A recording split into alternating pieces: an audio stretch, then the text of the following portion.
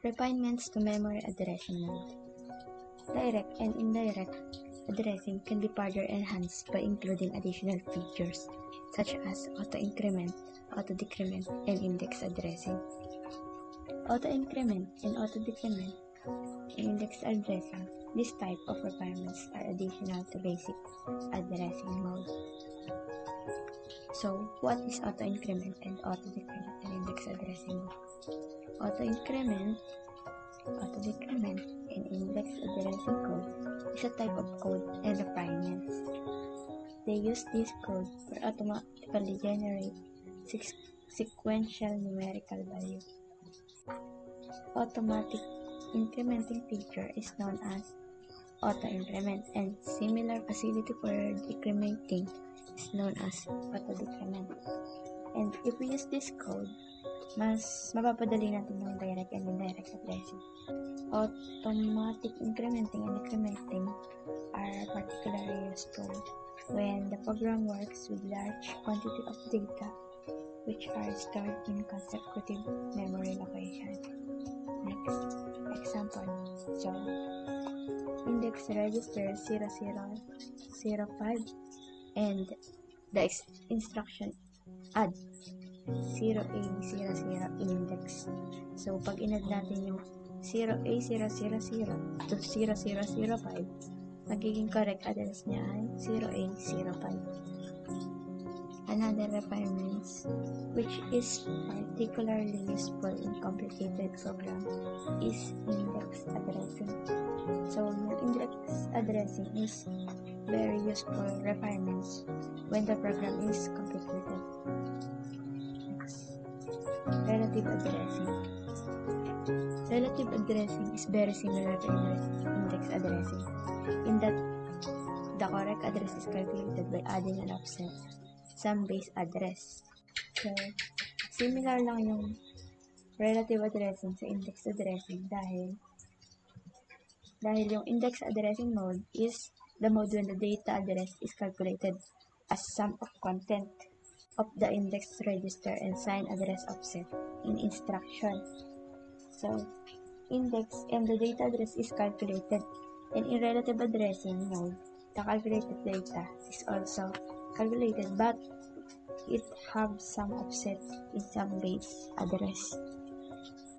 This relationship with the program container means that relative addressing is often used in connection with jump instruction.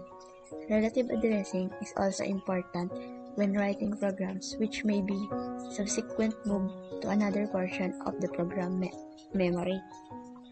So, relative addressing is important because it is useful when it comes in connection to jump instruction. Also, because it will be easy for the programmer to easily move another program to memory when we use relative addressing. Building up sophisticated memory reference instruction.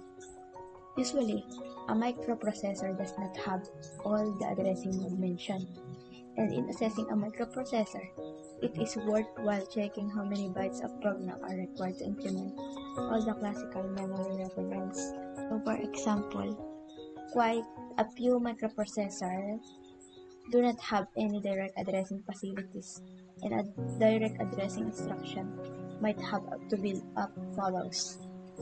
Load index register with the required address 3 bytes and add contents the address specified index register accumulator 1 byte. So, sabi dito, yung ibang microprocessor, need pa nilang i-build up because yung ibang addressing is wala pa din sa microprocessor. Kaya, need pa nilang i-build up. Next, indirect addressing with auto-increment can be very difficult if there is no facilities for incrementing the on-chip register.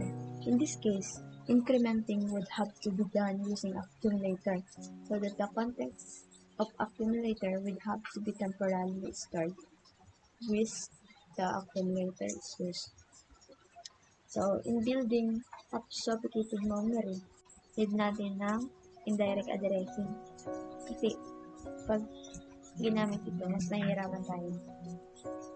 Kasi nga, merong ma-increment na mas mahirap. In that case, to be used, add context of memory location specified by index to register accumulation 1 byte, increment index register 1 byte. Might have to be written ganito siya kung paano sulatin. Kunyari, add context of location specified by index register. Mag-a-add ka ng 1 byte. Exchange content of accumulator and index register, another 1 byte. Then incrementing accumulator, another 1 byte. Exchange contents of accumulator and index register. Mag-add ka ulit ng 1 byte. Yan total ng 4 bytes. Immediate, direct, relative, and indirect. Under ng indirect is index, auto-increment, and auto-decrement. So, yung pinagsamang index and auto-increment, magkakaroon ng index auto-increment. At yung pinagsamang index and auto-decrement, magkakaroon ng index auto-decrement. Reducing the number of bytes in a jump instruction. So, the method of indirect register, addressing, and paging are applicable to jump instruction. So, yung method ng indirect register, addressing, and paging ay kailangan talaga sa jump instruction. Several forms of paging can be used with jump instruction. So, ito yun. The most simple form is where the high-order program content address bytes remain unchanged by the jump instruction, and the only low-order bytes are loaded from the jump instruction.